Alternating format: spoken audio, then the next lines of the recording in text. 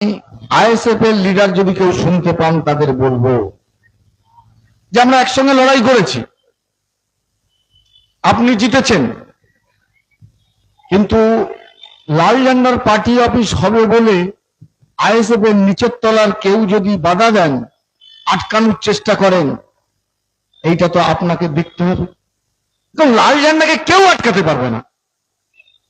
আপনি আপনার পার্টি করুন, আমরা পার্টি করবো, একসঙ্গে বিজেপি তৃণমূলের বিরুদ্ধে লড়বো।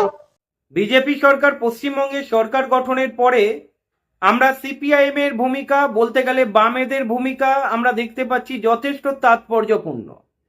যে কোনো ইস্যু নিয়ে যেভাবে মাঠে ঝাঁপিয়ে পড়েছে বামেরা, সেটা নিশ্চয়ই সোশ্যাল মিডিয়া সার্চ করলে আপনারা দেখতে পাবেন। একের পর এক স্টে অর্ডার বামেরা এনেছে, সে বুলডোজারের বিরুদ্ধে হোক বা হকার্স উচ্ছেদ বলুন। কিন্তু তৃণমূল, মানুষ যাকে ভোট দিয়েছিল, 80টা এমএলএ দিয়েছিল, একদিকে মমতাপন্থী, অন্যদিকে ঋতব্রতপন্থী, মানে টানাটানি চলছে, দড়ি টানাটানি লড়াই চলছে। দেখুন, লড়াইটা স্পষ্ট, লড়াইটা বিজেপি বনাম বামেদের মধ্যে। কিন্তু এরই মধ্যে এমন একটা খবর আমাদের কাছে এসেছে চমকে দেওয়ার মতো। ভাঙড়ে আইএসএফ বনাম সিপিআইএম এর সংঘাত। কি নিয়ে সংঘাত জানেন? পার্টি অফিস তৈরি নিয়ে, পার্টি অফিস উদ্বোধন নিয়ে। আইএসএফ এর কথা হচ্ছে, আইএসএফ ভাঙড় জিতেছে, ভাঙড়ে আইএসএফ এর বিধায়ক রয়েছে, তাই সিপিআইএম এর পার্টি অফিস চলবে না। সিপিআইএম পার্টি অফিস গঠন করছে, মানে পার্টি অফিস উদ্বোধন করছে ভাঙড়ে, আর গাত্রদাহ হচ্ছে আইএসএফ এর। এটা কেমন কথা? আইএসএফ পারলে আইএসএফ ও পার্টি অফিস বানা।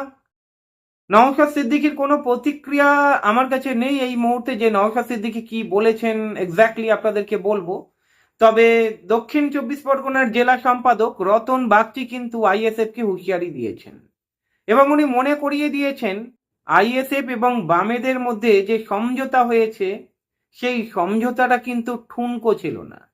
সুতরাং ভাঙড়ে আইএসএফ এইভাবে বাধা দেবে, সেটা মানা যায় না।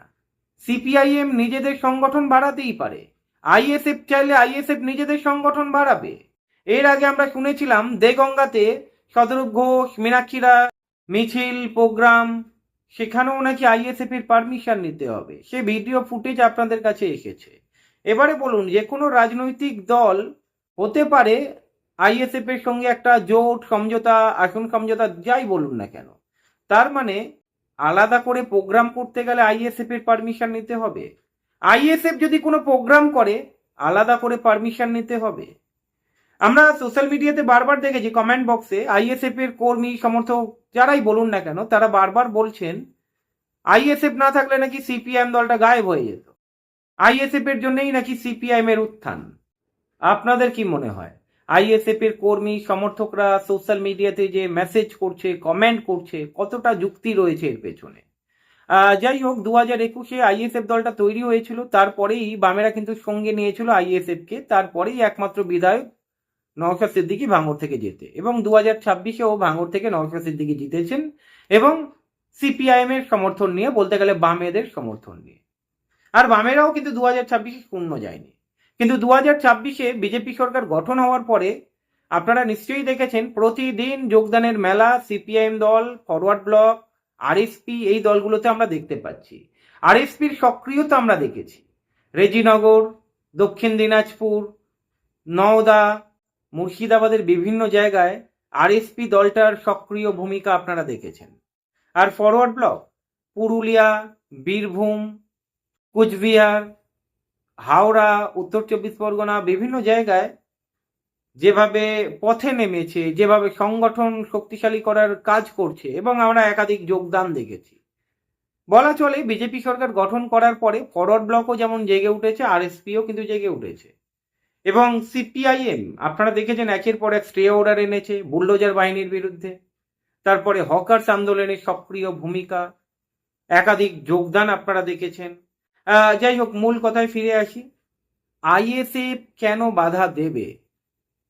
সিপিআইএম যদি নিজের কার্যালয় ওপেন করতে চায়, তাহলে আইএসএফ কেন বাধা দেবে? এই প্রশ্নটা রইল। আইএসএফও যদি নিজের সংগঠন বাড়ায়, আইএসএফ নিজের কার্যালয় তৈরি করে, সিপিআইএম বাধা দেবে? প্রশ্ন রাখলাম, উত্তর দেবেন। ভালো থাকবেন।